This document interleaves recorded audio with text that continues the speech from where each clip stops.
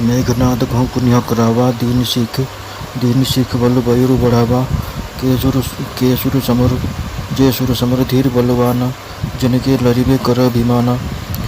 तिन्हीं जीत run आने सुबाधा, उठी सुत पीतु अनुशासन कांधा। ए विधि सब ही आज्ञा दीनी, आपुन चले बधा कर लीनी। चलत दशानन डोलती अवन, गर्जत गर्भ श्रवहि सुर रवन। रावण आवत सुनेउ सकोहा, देवन तके मेरुगिरि घोहा। दिगपाल न के लोक सुहाए, सुने सकल दशानन पाए। पुनि सिंहनाद करि भारी, दे दो तन गाई पचारी।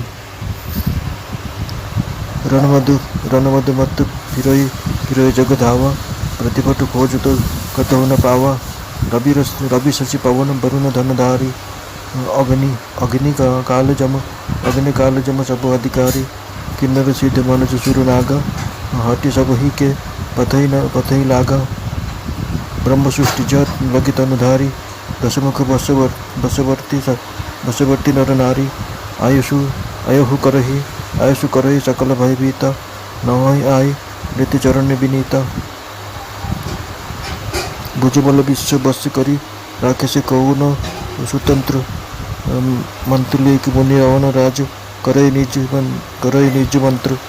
देव गज गंधर्व नर, किन्नर नाग कुमारी। जीति बरा निज बाहुबल, बहु सुंदर बर नारी। इंद्रजात सन को कुछ कहियो, सो सब सनु पहले ही करि रहेउ। प्रथम ही जिन्ह कहु आयसु दीना, तिन कर चरित सुनहु जो कीना। देखत भीम रूप सब पापी, निश्चर निकर देव परितापी। करहि उपद्रव असुर निकाय, नाना रूप धरहि करि माया। जय विधि होई धर्म निर्मूला, सो सब करहि वेद प्रतिकूला। जय देश धेनु द्विज पावहि, नगर गाँव पुरु आगे लगावहि। शुभ आचरण कतहु को नहीं होई, देव विप्र गुरु मान न कोई।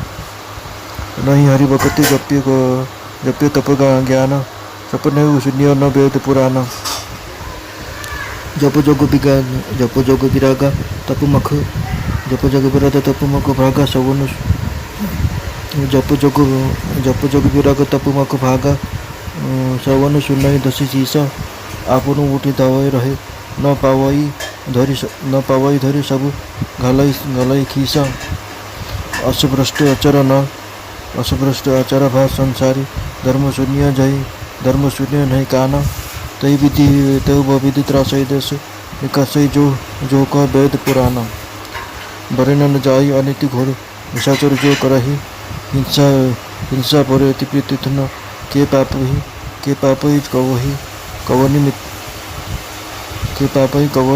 कवनि मिति।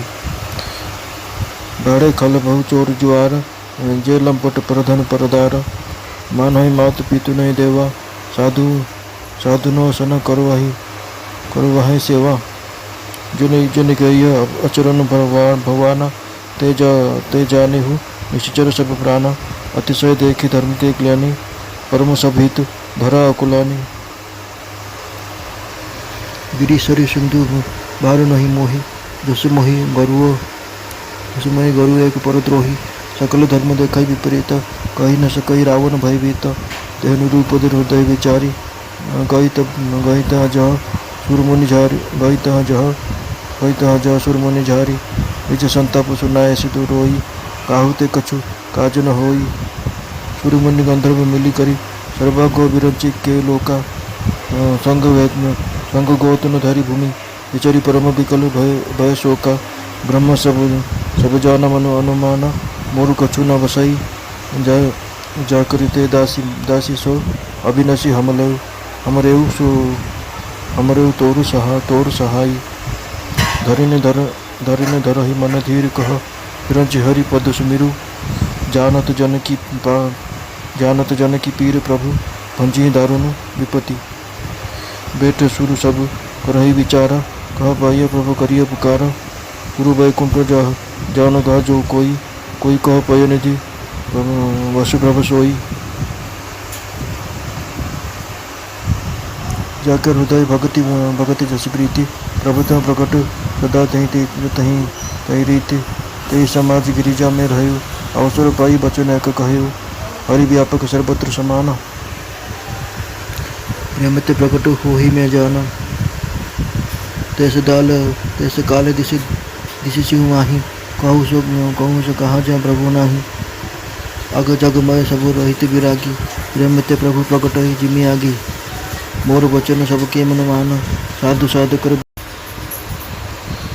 तापर से मेघनाथ को डकाइला, ताको शिखाई बुझाई तार बल और देवता मुक्ति थिबा भैर भाव को से उत्तेजित करदेला और कहला, जो सब देवता युद्ध धैर्यवान और बलवान और जो युद्ध कर अभिमान रही से युद्ध जीति बांधि आण। पुआ उठी बापर आज्ञा को शिरोधार्य कला। एपरि भाव में रावण समस्त को आज्ञा देला और निजे भी गदा धरी बाहरी पड़ा। रावणर पद चलन पृथ्वी धरिया लगिला। तार गर्जन देवांगना मान गर्भपात होगला। रावण क्रोधवर हो आसवर शुणी देवता मैंने पलाई जाए सिमेरु पर्वतर गुंफार आश्रय नेले। रावण जाए देखे तो दिग्पाल मान सौंदर्यमय भुवन शून्य हो पड़ी। तेणु से बारंबार सिंह परी भीषण गर्जन कला और देवता मान गाड़ीगुलज कर आह्वान देला। रण मध्य उन्मत्त रावण सारा जगत बुली बुली निजर समस्कंद योद्धा खोजिला, किंतु ताकू कौन सेपट योद्धा मिलला नहीं। से जिद्दी कर सूर्य चंद्र वायु वरुण कुबेर अग्नि काल जम आदि सकल अधिकारी तथा किन्नर सिद्ध मनुष्य देवता नाग आदि समस्त पछरे लगिला। क्या भी शांति रखाई देलानी।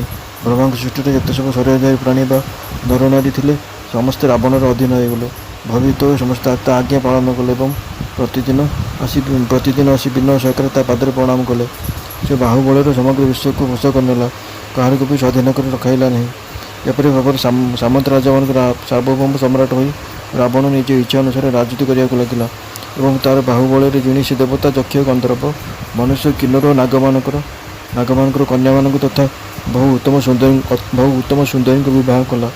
से इंद्रजित को जहाँ कही इंद्रजित सत्य जेपरी ताहा आगुरी कर रखी था। अर्थात रावण आदेश देवार विलम्ब हो पड़े, किंतु आदेश पालन कर इंद्रजितर टिके भी विलम्ब हुए नहीं। इंद्रजित को आदेश देवा पूर्व से जो मानक आदेश देता से कौन करते शुण। सबु पापी राक्षस देखा अति भयंकर थे। से देवता को दुख दूसरे नाना उपद्रव करते माया बल अनेक प्रकार रूप धरी पड़ते। जो उपाय कले धर्म निर्मूल हो वेदवर्द कर्म करते। जो सब स्थान में गाई गोरु ब्राह्मण मान देखुले से सब नगर ग्राम और पुर से निआ लगे दूसरे। से भयर क्योंकि भी ब्राह्मण भोजन यज्ञ श्राद्ध आदि शुभकर्म हो पार नाला। कहीं भी देवता ब्राह्मण गुरु को मानु नथिले। तेणु ना हरिभक्ति रहा ना यज्ञ तप ज्ञान रहा। वेद पुराण तो स्वप्न भी शुणा मिलला नहीं। जप जोग वैराग्य तप तथा यज्ञ क्योंकि देवता मान भाग दि जाए जदि रावण शुणा पाते तेज से स्वयं सागे सागे उठी सेठक धाई जाऊला। ता कबल यज्ञ किसी भी रक्षा पाई पार नाला। जहाँ पाला ध्वंस कर दूसरा। संसार में एपरी भ्रष्टाचरण व्यापीगला जे धर्म कथा कान भी शुणा मिलला नहीं। कहीं वेद बा पुराण कहते से नाना प्रकार जातना दे देश बाहर कर दूसरा। राक्षस मैंने जो घोर अत्याचार करते तार वर्णना करहब नहीं। हिंसा नहीं जो मान प्रीति थाए से पाप को किए मापी पार। पर धन पर स्त्री को लोलुपदृष्टि देखुवा लंपट दुष्ट चोर जुआड़ी संख्या बढ़ीगला। लोके माता पिता देवता मान मानिले नहीं। साधु सन्त मान सेवा करने तो दूर कथा बर से द्वारा सेवा कराइले। शिव कहले भवानी जो मान आचरण होपरी से राक्षस बोली जाणु। धर्म प्रति लोकंर अतिशय अरुचि अनस्था देखी धरणी अत्यंत भयभीत व्याकुल होगला। से भाविला जड़े परद्रोहर बोझ मत जिते भारी लगुना। पर्वत नदी समुद्र मानकर बोझ मत से भारी लगुना। सकल धर्म विपरीत होगलानी बोली चुकुले रावण भयर से किसी कहीपर न था। शेष बहुत भावी चिंते जो सब देवता मुनि लुचि धरणी सेठक गाई रूप धरी चलीगला। कांदी कांदी से निज दुख जनाइला, किंतु कादरे किसी कार्य हो पाला नहीं। सेतबेले देवता मुनि गंधर्व मैंने एकत्र हो ब्रह्मा लोक को गले। भय और शोकर अत्यंत व्याकुल होता विचारी पृथ्वी गाई रूप धरी से साथी चलीगला। ब्रह्मा सब जाणीगले। से मन मन अनुमान करने आमे किसी भी कर ଏଥିରେ କିଛି ବି କରିବା ତାଙ୍କ ପକ୍ଷେ ସମ୍ଭବ ନୁହେଁ। ତେଣୁ ସେ ଧରଣୀକୁ କହିଲେ, ତୁମେ ଯାହାଙ୍କର ଦାସୀ, ସେ ଅବିନାଶୀ ହରି ହିଁ ମୋର ଓ ତୁମର ଉଭୟଙ୍କର ସହାୟ। ବ୍ରହ୍ମା କହିଲେ, ହେ ଧରଣୀ, ମନରେ ଧୈର୍ଯ୍ୟ ଧରି ଶ୍ରୀହରିଙ୍କୁ ସ୍ମରଣ କର। ପ୍ରଭୁ ନିଜ ଦାସମାନଙ୍କର ଦୁଃଖ ଜାଣନ୍ତି, ସେ ତୁମର ଘୋର ବିପତ୍ତି ଦୂର କରିଦେବେ। ଦେବତାମାନେ ବସି ବିଚାର କଲେ, ପ୍ରଭୁଙ୍କୁ କେଉଁଠି ପାଇବା, ତାଙ୍କ ଆଗରେ ଦୁଃଖ ଜଣାଇବା। କିଏ କହିଲେ ଚାଲ ବୈକୁଣ୍ଠପୁର ଯିବା, କିଏ କହିଲେ ପ୍ରଭୁ କ୍ଷୀରସାଗରରେ ବାସ କରୁଛନ୍ତି। ଯାହା ହୃଦୟରେ ଯେପରି ଭକ୍ତି ଓ ପ୍ରୀତି, ତା ପାଇଁ ପ୍ରଭୁ ସର୍ବଦା ସେହି ରୀତିରେ ପ୍ରକଟ ହୁଅନ୍ତି।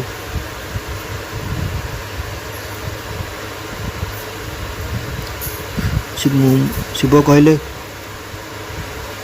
ଅଗ୍ନି ସବୁଠି ବ୍ୟାପ୍ତି ରହିଛି, କିନ୍ତୁ ଯେଉଁଠାରେ ଅରଣ୍ୟ ମନ୍ଥନ ପ୍ରଭୃତି ଉପାୟ କରାଯାଏ ସେ ସେଠାରେ ପ୍ରକଟ ହୁଅନ୍ତି। ଠିକ୍ ସେପରି ସାବିତ୍ରୀ ଭକ୍ତ ଭଗବାନ ମଧ୍ୟ ପ୍ରେମ ଦ୍ୱାରା ପ୍ରକଟ ହୁଅନ୍ତି। ଶିବଙ୍କ କଥା ସମସ୍ତଙ୍କ ମନକୁ ପାଇଲା। ସାଧୁ ସାଧୁ କହି ବ୍ରହ୍ମା ତାଙ୍କୁ ପ୍ରଶଂସା କଲେ। ଶିବଙ୍କ କଥା ଶୁଣି ବ୍ରହ୍ମାଙ୍କ ମନରେ ବଡ଼ ଆନନ୍ଦ ଜାତ ହେଲା।